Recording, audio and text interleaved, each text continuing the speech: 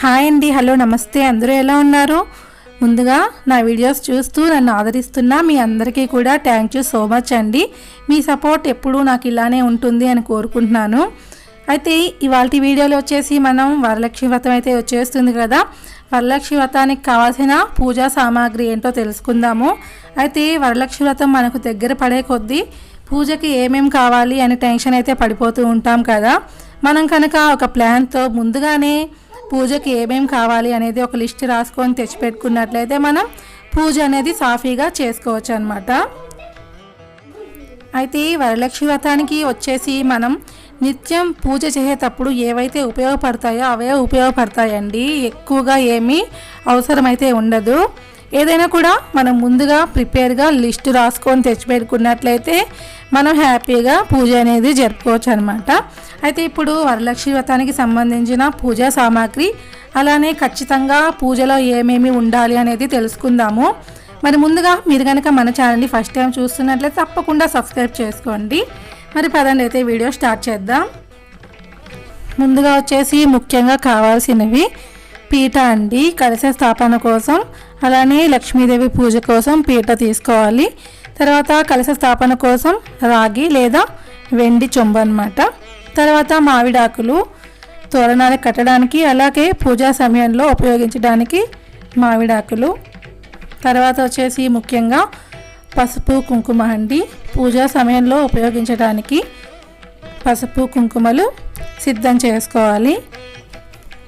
తర్వాత వచ్చేసి ముఖ్యంగా కావాల్సినవి అక్షతలండి, అమ్మవారికి పూజా సమయంలో ఉపయోగించడానికి.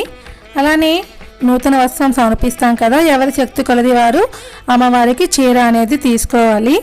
తర్వాత ముఖ్యంగా కావాల్సినవి తమలపాకులండి, లక్ష్మీదేవికి పూజలో మనం సమర్పించటానికి. అలానే వచ్చిన ముత్తైదువులకు తాంబూలం ఇవ్వటానికి వాయనంగా తమలపాకులు అవసరమవుతాయి.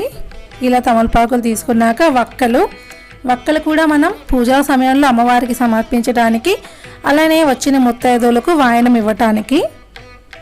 తర్వాత వచ్చేసి చిల్లర నాణేలు అనమాట, అమ్మవారి పూజా సమయంలో ఉపయోగించడానికి, అలానే వచ్చిన ముత్తైదువులకు వాయనంలో సమర్పించడానికి. తర్వాత వచ్చేసి పూలు అండి, 5 రకాల పూలతో కనుక వరలక్ష్మి వ్రతం రోజున పూజ చేస్తే చాలా మంచిదండి. ఈ విధంగా 5 రకాల పూలు తీసుకొని వరలక్ష్మి వ్రతం రోజున అమ్మవారికి అష్టోత్తరం చదివినట్లయితే చాలా మంచిదండి. మీకు దొరికితే కనుక 5 రకాల పూలు తెచ్చి అమ్మవారికి పూజా సమయంలో ఉపయోగించండి, చాలా మంచిది. ఏ పూలైనా కూడా తీసుకోవచ్చండి, చామంతులు, మల్లెలు, ఇలా ఏదైనా కూడా తీసుకోవచ్చు. అలానే కలశానికి ఉపయోగించడానికి కూడా పూలమాల కూడా మనం సిద్ధం చేసుకోవాలి. అమ్మవారి కలశానికి అలంకరించడానికి పూలమాల. తర్వాత గాజులు అమ్మవారి కలశానికి, అలానే అమ్మవారికి సమర్పించడానికి, వచ్చిన ముత్తైదువులకు వాయనం ఇవ్వడానికి గాజులు కూడా ముందుగానే తెచ్చిపెట్టుకోవాలి. అలానే పసుపు కొమ్ములు, అమ్మవారి పూజా సమయంలో ఉపయోగించడానికి పసుపు కొమ్ములు. తర్వాత వచ్చేసి వాయనంలో కూడా సమర్పించడానికి పసుపు కొమ్ములు ఉపయోగపడతాయి. అలానే గంధం అండి, అమ్మవారికి పూజా సమయంలో చిత్రపటానికి అలంకరించడానికి, అలానే వచ్చిన ముత్తైదువులకు రాయటానికి అన్నమాట. తర్వాత రోజ్ వాటర్ అండి, ఇది మనం అమ్మవారికి పూజా సమయంలో ఉపయోగించడానికి గంధంలో వాటిలో కలుపుతాం కదా, అందుకని రోజ్ వాటర్ మనకు ఉపయోగపడుతుంది. తర్వాత ముఖ్యంగా కావాల్సిన బ్లౌజ్ పీసెస్ అండి, కలశానికి ఒకటి, అలానే అమ్మవారికి వస్త్రం సమర్పించేటప్పుడు శారీతో పాటుగా బ్లౌజ్ సమర్పిస్తాం కదా, అలానే వచ్చిన ముత్తైదువులకు వాయనం ఇవ్వడానికి మనం ఎంతమందికి అయితే ఇస్తామో అన్ని బ్లౌజ్ పీసెస్ అయితే సిద్ధం చేసుకోవాలి. అలానే కొబ్బరికాయలు 2, ఒకటి కలశ స్థాపనకు, ఇంకొకటి అమ్మవారికి పూజ అనంతరం సమర్పించడానికి అనమాట. తెల్లదారం వచ్చేసి తోరం చేయడానికి అండి, మనం నవసూత్రధార తోరం చేస్తాం కదా, ఇలా తోరం చేయడానికి తెల్లదారం ఉపయోగపడుతుంది. మీకు తోరం నేను వీడియో అయితే పెట్టున్నానండి, మీకు కావాలంటే చెక్ చేయవచ్చు, డిస్క్రిప్షన్లో అయితే లింక్ అయితే ఇస్తాను. తర్వాత వచ్చేసి అరటి పండ్లు అండి, అరటి పండ్లు కూడా మీరు ఎన్నైనా కూడా తీసుకోవచ్చు. 5 రకాల పండ్లు తీసుకున్నట్లయితే చాలా మంచిది. మన శక్తి కొలది మనం ఎన్నైనా కూడా అమ్మవారికి సమర్పించవచ్చు అండి, ఒక్కటైనా కూడా సమర్పించవచ్చు. ఎవరి శక్తి కొలది వాళ్ళు అమ్మవారికి పూలు పండ్లు అనేవి సమర్పించవచ్చు. తర్వాత వచ్చేసి ఎండు ఖర్జూరం అండి. ఇదైతే ముఖ్యంగా ఉండాలి, అమ్మవారికి ఎంతో ఇష్టం. అలానే శనగలు, ఈ శనగలు కూడా అమ్మవారికి ఎంతో ఇష్టం అండి. ముందుగానే మనం పూజకి ముందు రోజు నైటే కనుక శనగల్ని నానపెట్టేసుకోవాలన్నమాట. తర్వాత వచ్చేసి కడ్డీలు, కర్పూరం, సాంబ్రాణి ఇవన్నీ సిద్ధం చేసుకోవాలి. ముఖ్యంగా మనం అమ్మవారికి పూజ చేసేటప్పుడు ఖచ్చితంగా సాంబ్రాణి ధూపం అయితే వేయాలండి. తర్వాత వచ్చేసి నువ్వుల నూనె లేకపోతే నెయ్యి, ఏదైనా కూడా నేతితో కూడా దీపారాధన చేస్తే చాలా మంచిదండి.